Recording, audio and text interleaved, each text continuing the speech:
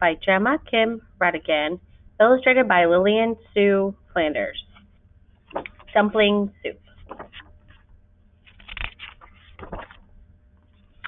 Every year on New Year's Eve, my whole family goes to Grandma's house for dumpling soup. My aunties and uncles and cousins come from all around Oahu. Most of them are Korean, but some are Japanese, Chinese, Hawaiian, or Haole, Hawaiian for white people. Grandma calls our family chop suey, which means all mixed up in Pigden. I'd like it that way. So does Grandma. More spice, she says. This year, since I am 7, Grandma says I can help make the dumplings too.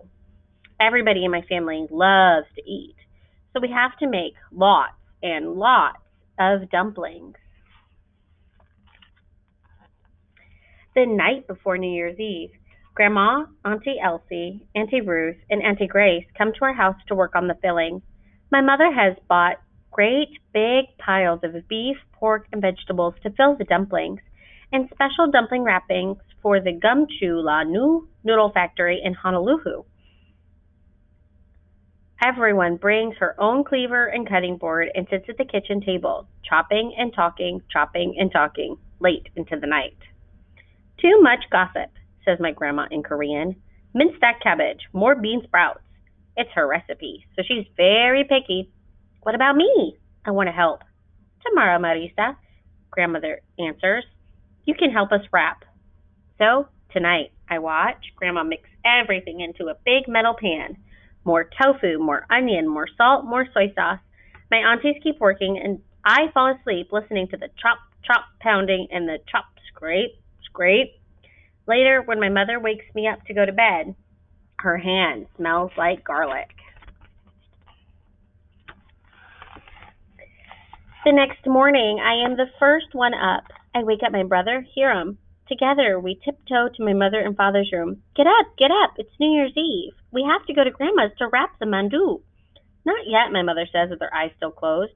Please wait till the sun comes up, says my father. But we are too excited to sleep. Today, everyone will be at Grandma's. We will see cousins we haven't seen all year. We will stay up all night. Hiram will help my uncles with the fireworks. But best of all, I will learn to wrap dumplings for dumpling soup. When we finally get to Grandma's, our aunts who live near Wahawi have already started wrapping. All of Auntie Faye's dumplings are rectangles, and she lines them up like soldiers. Auntie Ruth pinches her dumplings along the edges to make them look fancy. Auntie Grace puts more filling in the middle than anyone else. I like fat ones, she says. Okay, Marisa, these are for you. Grandma places a small stack of wrappers in front of me. My mother pushes her bowl of finger-dipped water closer. I want to make good dumplings. I want to show my aunties. I try to copy them, but sometimes I put too much filling in the middle. Sometimes I don't put enough water along the edges. My dumplings look a little funny, not perfect, like the one my aunts have made. What if no one wants to eat them? I feel Grandma's hand on my shoulder and look up. Chako, hey, Bora, Marisa. I don't understand all of Grandma's Korean, but I can tell by her face what she's saying. Don't worry. Keep trying. Soon there are trays and trays of beautifully wrapped dumplings all over the kitchen. They look like hundreds of baby buttons, wrapped in diapers, powdered on the outside. Mine look a little sad, all different lumpy shapes. One by one, my mother tosses all of them into Grandma's biggest pot full of boiling water. When the dumplings are cooked, they float up, wrinkled and shiny. Grandma calls my father for the official taste test. No one knows spices like he does. When he bites into one of the cool dumplings, he chews slowly and then wrinkles his forehead. What? Too wow? Too spicy hot? My mother is anxious. Sigu wa? Not enough salt? Or ja? Too salty? He gobbles up the rest of the dumpling, smiling, nodding. Oh no, one more to make sure. I watch the pot carefully for my dumplings. There they are, but some float up without their wrappers, and others look like they've lost their filling. Grandma scoops all of them into a colander to cool. We'll eat your mandu later, she tells me. But I worry that they are bad mandu, and that no one will want to eat them. Grandma is putting them away so they won't spoil the soup. Maybe it's bad luck to eat ugly dumplings on New Year's. Before I can ask her, more relatives knock on the door. They come from far away, from Kanoi, Kalahi, from Wahali, now Wahaiwa, which means the place of noise in Hawaiian becomes the place of big noise. I hold the screen door open for the aunties carrying the heaping plates of food. Watch out, coming through. They bring homemade sushi, John, and sashimi. Auntie Mori arrives last with a special treat. Japanese mochi, she says. Mochi-e means to stay in your stomach a long time. Mochi-ziku means full moon. The little cakes do look like white moons, and the soft, chewy bites feel so good in our stomachs. Mochi helps keep the family stuck together, my Uncle Mingho says after swallowing 7 in a row. More cars drive up. Now they line the whole street. By 6 o'clock, Grandma's steps are covered with big, medium, and little slippers and sandals and shoes. So many yangs. New Year's Eve is the only night in the whole year that we are allowed to stay up all night. Grandma told us that in Korea, if you fell asleep before midnight, your eyebrows would turn snowy white. But staying awake is easy for us. We never run out of games. Let's hug Grandma, shouts my Haole cousin Maxie. This is our favorite game. We line up in front of Grandma.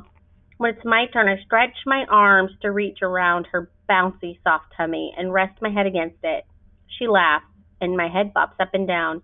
My grandma's like a warm pillow. Inside and out, everyone finds something fun to do.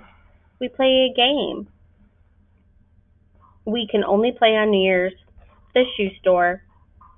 We go out to the front steps. I'll be the shoe store lady, shouts Carrie. The rest of us take turns trying on all our favorite styles. Do you have these gold slippers in size 50 and a half? Asks Maxie. Aren't these red high heels just perfect for my moo? Alicia shows off. After a while, all the slippers and shoes get mixed up and seem to be walking all over Grandma's yard. Since it's gotten so late, we really should be picking them up, but we're too tired. When it's almost midnight, we hear Hiram and the older cousins running to poke big sparklers in the grass. Somebody, check the clock. Alicia presses her face against the screen door. 12 minutes to 12, she yells. All of a sudden, it's almost time, and everybody moves quickly. Every corner of the house, the Yanks come. Everyone finds a place to stand on the cool grass. All the cousins gather under the lychee tree.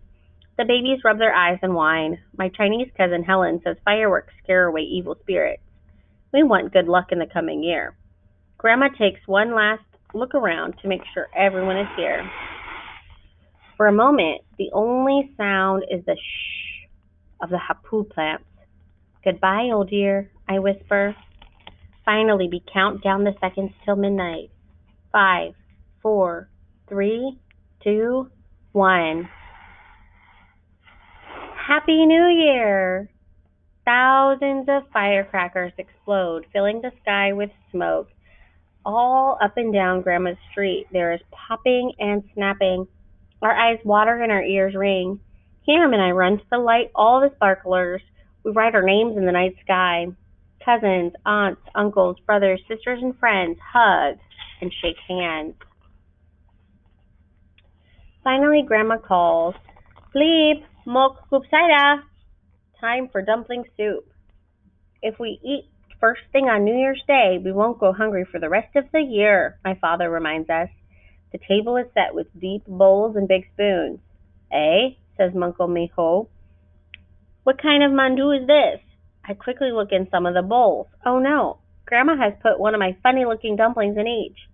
Must be the ones Rissa made, says Hiram. They look like elephant ears. Everybody laughs. My face feels hot. Uncle Mingho blows on a spoon and takes a bite. Uno, Marisa. Delicious. Grandma walks over. Her bowl is full of my mandu. I've been waiting all night to taste these, she says. Here, have one. She puts another funny-looking triangle in my bowl. We bite into our dumplings at the same time. Aiko chum, she says. This is the best mandu I ever tasted. I finish my funny-looking dumpling. Grandma's right. It is good. The spices tickle my tongue. Everyone who wants more of Maris's mandu? Grandma asks. Everybody holds out his bowl. I hold out my bowl too. More dumplings. More lick-smacking chicken broth. Warm, steamy, and delicious. With our dumplings, we eat roast pork, 3 kinds of kimchi, spinach and bean sprout namu, spicy seaweed, tegu, boiled tripe, and octopus. Hiram and I love the Korean dessert we only get on New Year's Eve, yak pap. He pulls off a chunk of the brown sticky rice mixed with honey, dates, and pine nuts and hands it to me. I lick off every bite of my fingers. Your elephant ears sure tasted better than they looked, he says to me. I think about how much everyone liked the dumpling soup, even my funny dumplings. Maybe it was because we ate them at Grandma's, all of us together. Next year, I tell everyone, I'll make even better dumplings. I can hardly wait. Hello, brand new year. My family wearing new clothes for the new year.